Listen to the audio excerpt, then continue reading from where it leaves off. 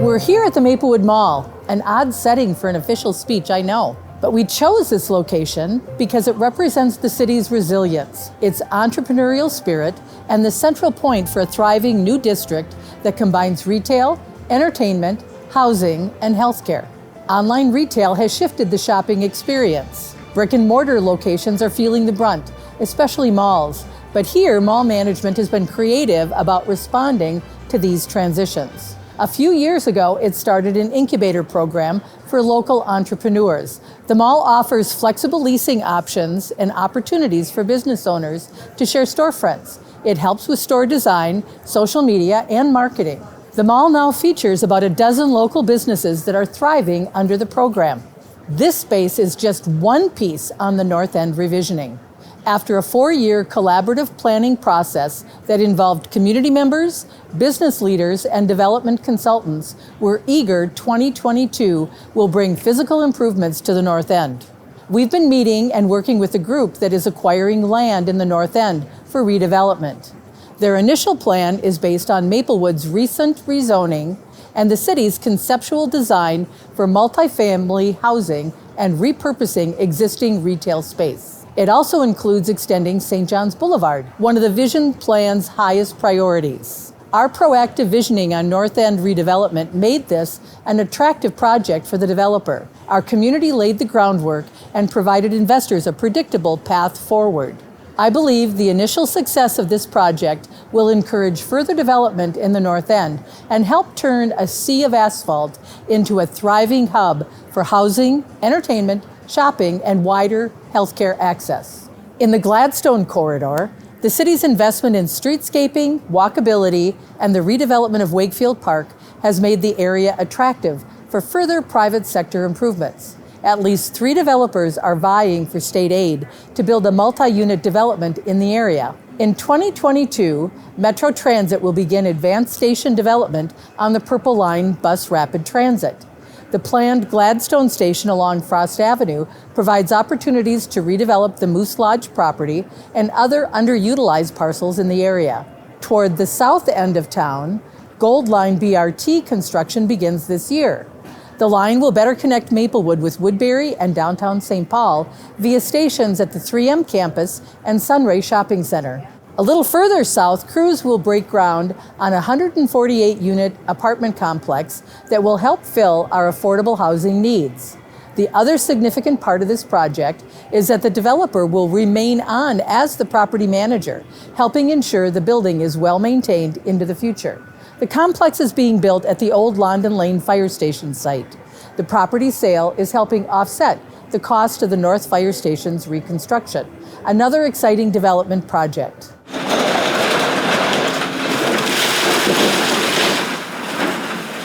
The new fire EMS facility replaces a 40-year-old building that no longer met the needs of a modern, full-time staffed department. The new station will be the department's administrative home. It will feature a community gathering space, a 7-unit apparatus bay, modern living quarters for 24-hour staffing, and a workout facility. The design also mitigates cancer-causing job hazards. Construction is on pace to meet the department's anticipated summer occupancy. Like the Old North Station, some of our single-family homes no longer meet modern demands. Instead of a complete knockdown, our Community Development Department is partnering with graduate students from the University of Minnesota's Humphrey School on a collaborative research project. They will study how the city can buy and rehabilitate homes while maintaining Maplewood's naturally occurring affordable housing. As we continue improving Maplewood's housing stock, commercial corridors, and healthcare facilities, I'd like to point out the excellent work our school districts are doing to modernize their buildings to meet 21st century learners' needs. Look around our community. Nearly every school building in the community will see an improvement or complete reconstruction. Great schools are critical to attracting and retaining young families in Maplewood and ensuring we have a well-trained workforce to meet future employment demands. Another partnership that continues paying dividends in building community and reimagining a long-neglected corner of Maplewood is the Let's Revitalize Rice-Larpenteur Alliance.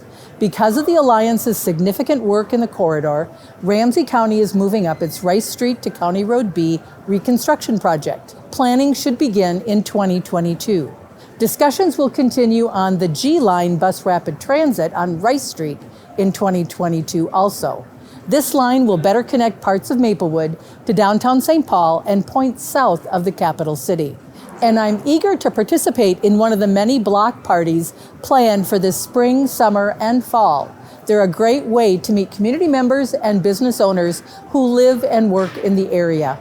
I'm also looking forward to the return of more Maplewood outreach events in our parks and at our apartment complexes.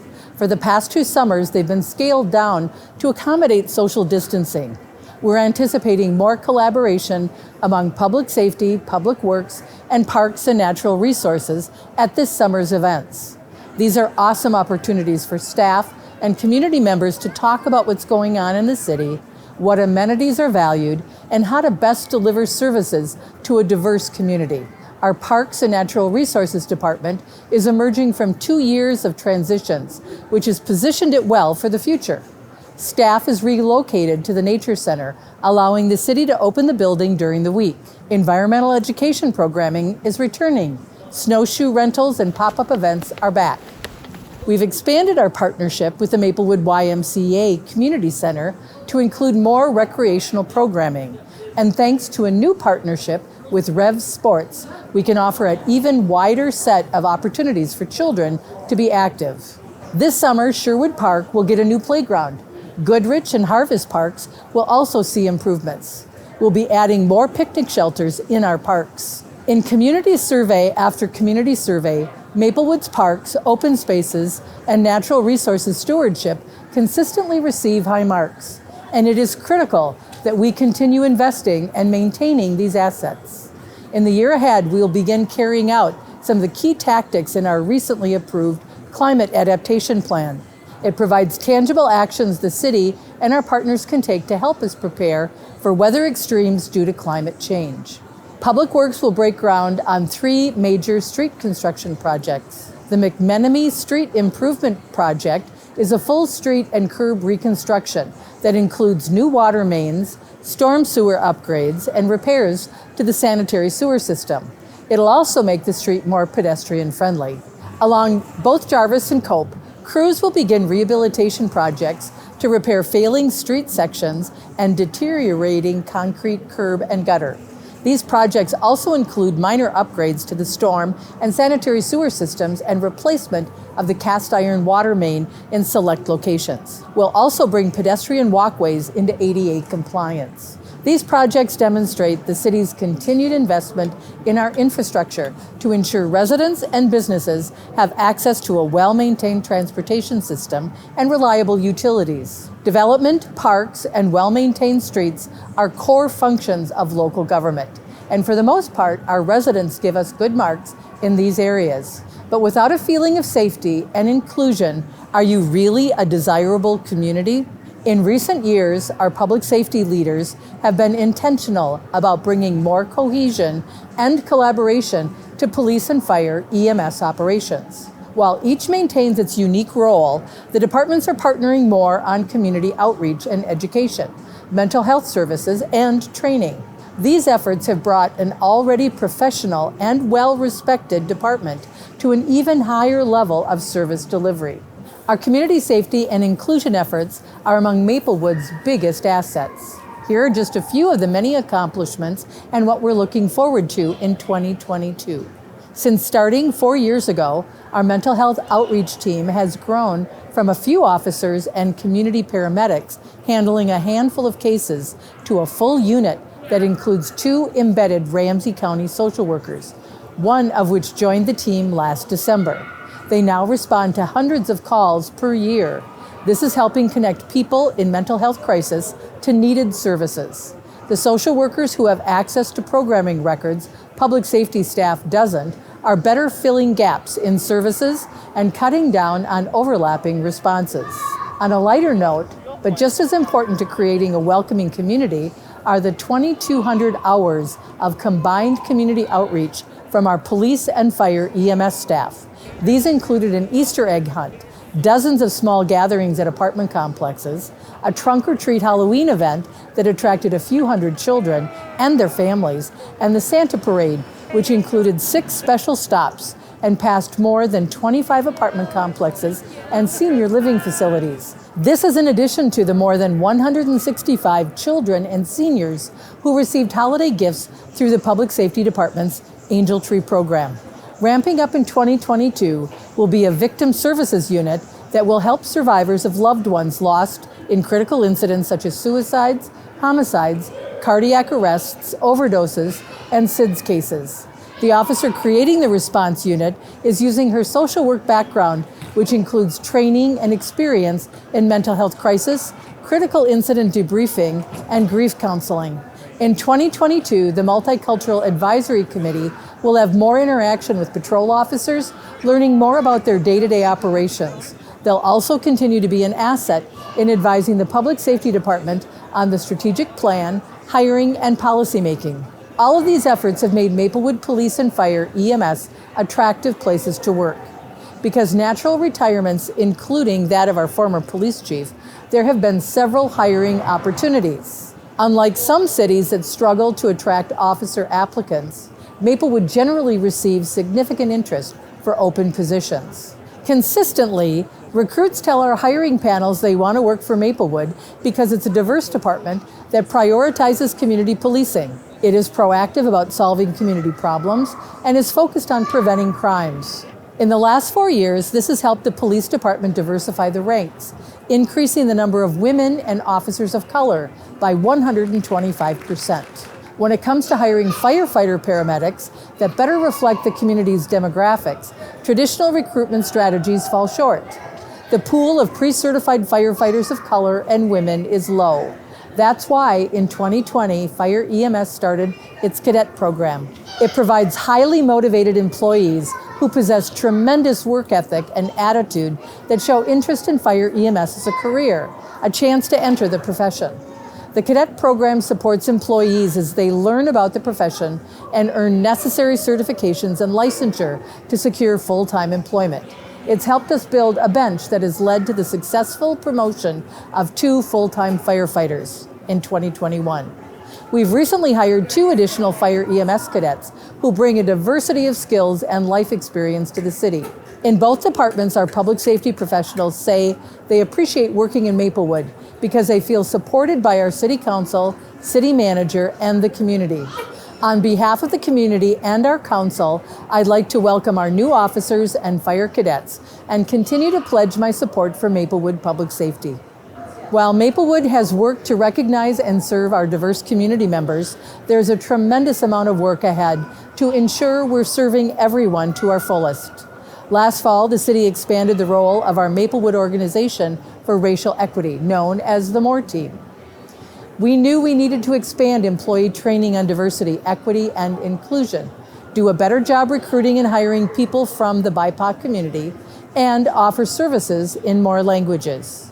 They hired an equity consultant to help us examine our internal practices and create custom training to help staff better understand the unique needs of serving our specific community. We will also add goals to the city's strategic plan to help ensure people of all backgrounds are well served and have opportunities to thrive. Some of these initiatives will take investments in resources and staff. As it has the last several years, our finance department continues to be excellent stewards of your tax dollars.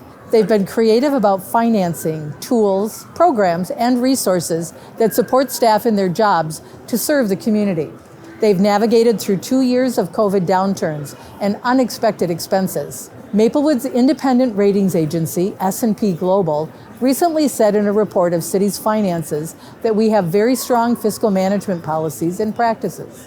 The city's work to ensure a significant surplus and reserve fund has set us up well to recover from the COVID downturn.